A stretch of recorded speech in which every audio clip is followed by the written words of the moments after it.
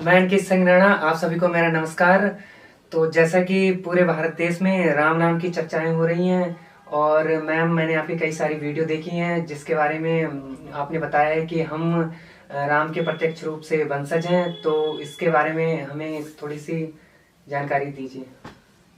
अनिकेत जी, बहुत अच्छा लगा मुझे कि हम लोग आज बहुत महत्वपूर्ण बिंदु पर चर्चा कर रहे हैं। और मैंने पहले भी अपने वीडियो में बताया है, आप लोगों ने देखा है कि हमने ये चर्चा की है कि किस तरह से हम भगवान राम के सूर्यवंशी क्षत्रिय वंश से उनके वंशज हैं।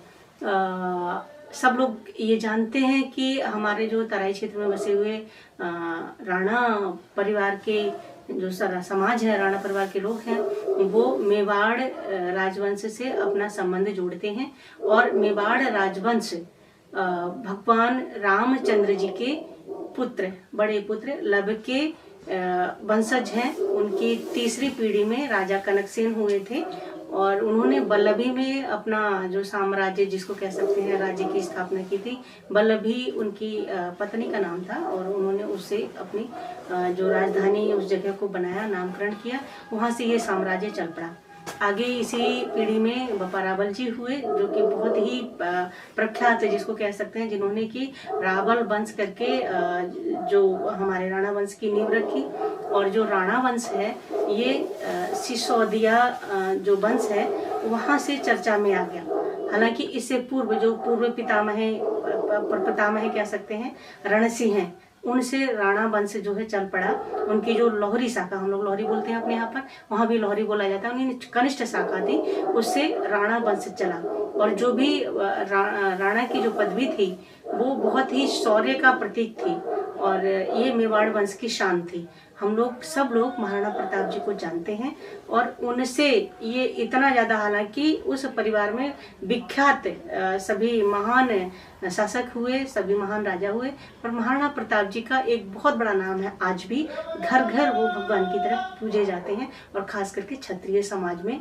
और हम लोग क्योंकि मेवाड़ वंश से अपना संबंध जोड़ते हैं, मेवाड़ वंश से भगवान राम के पुत्र से संबंधित है, उनके आगे के वंशज हैं और हम उनके वंशज हैं। तो इस तरह से देखा जाए तो हम लोग सूर्यवंशी क्षत्रिय वंश से भगवान राम के वंश से ताल्लुकात रखते हैं। जी मैम, आपने बहुत महत्वपूर्ण जानकारी दी है। हम ये जानना चाहते हैं कि तराई क्षेत्र के जो राणा हैं, जो वो मेवाड़ से किस प्रकार संबंध रखते हैं, इसके बारे में थोड़ा प्रकाश डाल दीजिए। अवश्य। अभी मैंने बोला ना कि मेवाड़ वंश भगवान राम से संबंधित है, उनके वंशज हैं। और हमारा जो तराई क्षेत्र का जो समुदाय है, राणा समुदाय है, वो सब इतिहासकार इसका समर्थन करते हैं कि जो हिमालय की तलहटी थी, यहाँ पर ही जब भी कभी वहाँ संकट काल आया, जब भी युद्ध की स्थिति हुई, तब यहाँ पर हिमालय की तलहटी में आकर के राजपुताने से, राजघराने से या वहाँ के जो जनता है वहाँ पर आकर के शरण लिया, हिमालय के गोद में, देवभूमि में। और तभी हम लोग जो अपना इतिहास बताते हैं कि हमारे पूर्वज या हमारे बड़े बूढ़े ये कहते हैं कि हम लोग ऑलमोस्ट जो समय बताते हैं वो यही कि तीसरे जौहर के समय में 1535, 1568 या फिर हल्दी घाटी के समय में आसपास, यही एक पीरियड था जब काफ़ी हद तक वहाँ से जो पलायन हुआ था या जो नीतिपूर्वक वहाँ से विस्थापित किया गया था कि आप जो नौनिहाल हैं वो जौहर के आग में काफ़ी हद तक उनकी पीढ़ियाँ ख़त्म हो गई थी। तो उनको बचाने के लिए कुछ राज परिवार के सदस्यों के साथ में, योद्धाओं के साथ में, इस तराई के बहुत ही विकट जो क्षेत्र है, जहाँ पर लोगों की आना जाना, जनसंख्या जहाँ पर नहीं थी, कम थी, और जहाँ पर उनको प्राणों का संकट नहीं था, अस्तित्व का संकट नहीं था, तो यहाँ पर आकर के हमने शरण लिया और अपने राणा टाइटल को हमने बाकायदा अपने साथ में जीवित रखा, कहना चाहिए कि उन यादों को हमने जीवित रखा अपनी परंपराओं के माध्यम से। अपने जो रीति रिवाज हैं, अपने पहनावे के माध्यम से, ये सब हमने कवर किया। और बिल्कुल हालांकि बहुत लिखित इतिहास थोड़ा थोड़ा अंग्रेजों ने प्रकाश डाला है, थोड़ा और जो लेखक हैं उन्होंने प्रकाश डाला है, लेकिन हमारे मौखिक रूप से हमारे पूर्वजों ने पीढ़ी दर पीढ़ी इस चीज को अपनी पीढ़ियों के बीच में ये बात बताते आए कि हम लोग मुख्य रूप से राणा राजपूत क्षत्रिय हैं और मेवाड़ से हम लोग यहाँ पर विस्थापित हुए हैं। इस प्रकार से हम लोग मेवाड़ वंश से संबंधित हैं। और ये युद्ध के समय में ये जो विस्थापन हुआ वो बहुत कष्टकारी था। और जब यहाँ पर तराई के क्षेत्र में आए तो उनके लिए बहुत ही हालांकि संकट का समय था, बहुत ही स्ट्रगल था, क्योंकि ये क्षेत्र जलवायु अच्छी नहीं मानी जाती थी। परंतु यहाँ पर ठीक मेवाड़ की तरह यहाँ पर वो सब परिस्थितियाँ थी। यहाँ पर चारों कोनों में हमारे स्वयंभू शिवलिंग है, जो एक लिंग जी का हम मेवाड़ परिवार पूजा करता रहा है। वो भगवान शिव यहाँ पर बिल्कुल विराजमान है। कैलाश नदी, वहाँ पर भी कैलाश पुरी है, यहाँ पर भी कैलाश नदी के पास में आकर के हम लोग रुके थे, जहाँ पर कि मीरा 12 राणा, वहाँ पर अभी एक बड़ा सा संग्रहालय बनाया गया है याद में। तो मीरा 12 राणा नामक स्थान में हमारे पूर्वज रुके थे। वहाँ पर भवानी का गढ़ है, हम मेन भुइयाँ उसको बोलते हैं। तो वहाँ पर भूमिसेन पूजा आज भी होती है कुसमोट में, बिल्कुल मीरा 12 राणा के बगल में। तो ये जो क्षेत्र था ये इस प्रकार से बहुत ही दैव कृपा से एक सुरक्षित प्रदेश था। और हमारे लोगों ने ये सारी चीज़ों को बिल्कुल देव कृपा से संबंधित मान करके यहाँ पर अपना एक स्थायी पड़ाव डाल लिया। मैम, मुझे जानकर और भी उत्सुकता हो रही है कि मेवाड़ राजवंश और तराई के राणा दोनों ही भगवान राम को अपना पूर्वज और अपना आराध्य मानते हैं। तो ऐसी कौन सी परंपराएं हैं जो हमको भगवान राम से जोड़ती हैं? जी, बहुत अच्छा क्वेश्चन है। हम बराबर बताते रहे कि मेवाड़ राजवंश से हम कैसे जुड़े हुए हैं। थोड़ा सा संक्षिप्त हमने अभी भी बताया कि कैसे हल्दी घाटी के समय या उसके आसपास में लोग विस्थापित हुए। तो वहाँ क्या है, मेवाड़ में एक क्योंकि वो सूर्यवंशी भगवान सूर्यवंश में जन्म लिए थे, तो सूर्यवंशी होने के नाते वो भगवान सूर्य की पूजा करते हैं आज भी। हमारे यहाँ ये कहा जाए कि प्रत्यक्ष पूजा करते हैं ऐसा नहीं है, पर जल चढ़ाने की परंपरा रही भगवान सूर्य को, तो वो एक ही बात है, वो पूजा ही है। और जो हमारे यहाँ पर कुछ विशिष्ट रूप से कुछ परिवारों में जो भगत करके पहचाने जाते थे, उनके नाम से बाकायदा जो कैलाश नदी है वहाँ पर भगत घाट आज से कुछ साल तक पहचाना जाता था। तो वो रात्रि में ही चलते थे स्नान के लिए, और वहाँ पर जाकर के वो स्नान करते थे और सूर्य देव को अर्घ्य देते थे, पूजा करते थे भगवान सूर्य की। और ये परंपरा हमारे घर घर में भी लोटा भर जल अर्पित करने की परंपरा, अर्घ्य देने की परंपरा रही है।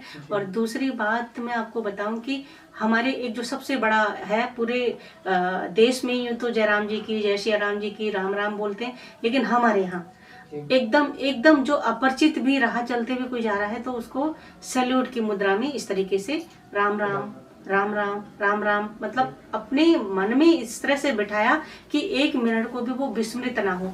और जब भी कोई सगे संबंधी या कोई भी अपरिचित आदमी भी घर पे पधारेंगे आएंगे तो वो भी एक दूसरे को राम राम कह के ही अभिवादन करते हैं। जो हमारी विवाहित बच्चियां हैं, जब वो अभिवादन करती हैं अपने से बड़ों का, चाचा का, पापा का, मम्मी का, तो वो भी राम राम ही कहती हैं, नमस्ते नहीं कहती हैं। मॉडर्न हो गए हैं, थोड़ा बहुत चेंज आया है, लेकिन आमतौर से वो राम राम ही कहा जाता है। और दूसरी चीज आप हमारी परंपराओं में देखिए कि एक जो कुठिया हम लोग बोलते हैं, कोठी जिसको अनाज संग्रहण के लिए बनाया जाता था, मिट्टी के बड़े बड़े भंडारण के लिए, वहाँ मेवाड़ में भी उसको कुठिया ही बोलते हैं, जो संग्रह के लिए बनाया जाता है। तो उसका जो बीच में जो एक हम लोग एक बड़ा सा एक छेद रखते हैं कि जिससे अनाज बाहर आ सके, तो आनो बोलते हैं उसको, उसके ऊपर राम राम लिखते थे, राम राम, ताकि उसमें राम की जो कृपा है वो बनी रहे और बरकत बनी रहे। और तीसरी चीज क्या है कि लोग अपने हाथ में पूरा पूरा राम नहीं, राम परिवार, राम लक्ष्मण सीता और इवन हनुमान जी, वो अपने हाथ में गुदवा लेते थे।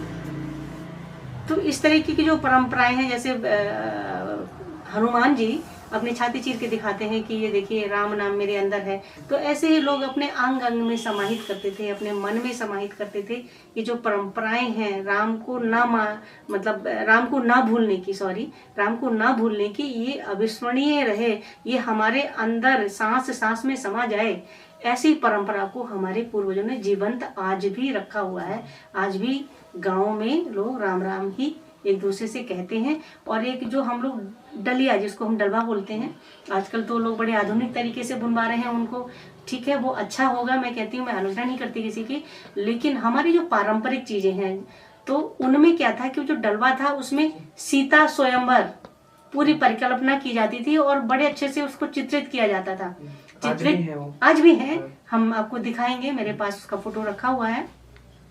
सीता स्वयंवर उसमें बाकायदा लिखा हुआ है, हाथी घोड़े पालकी बारात जा रही है। ये पूरा एक जो जिसको हम बोलते हैं कुश की घास दवेना बोलते हैं, और पूंज उसकी लगाते हैं, पूंज मतलब उसका बनाने में वो प्रयोग करते हैं। और एक सीख, जिसको बोलते हैं जैसे फूल झाड़ू बनता है, वो सीख से वो रंग करके, कलर करके, रंग बिरंगे जो पूरी तस्वीर उकेरी जाती थी भगवान राम के से संबंधित जो कथाएं हैं या भगवान कृष्ण से संबंधित कथाएं हैं, मेनली भगवान राम की कथाओं का वर्णन उसमें बहुत ज्यादा हमें बहुतायत से देखने को मिलता है।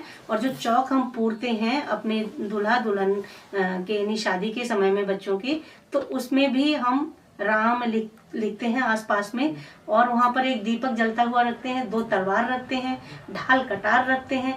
ये सब मेवाड़ी परंपराओं का जो परिपालन पूरी तरीके से किया जाता है। और वैसे ही ड्रेस दूल्हे को पहनाई जाती है जो कभी युद्ध के समय में हमारे महाराणा प्रताप जी पहनते थे, या जो राजपुताने के योद्धा पहनते थे, उस तरीके से उनको ये किया जाता था। तो मैंने पूरी उस परंपरा को दर्शाया गया है।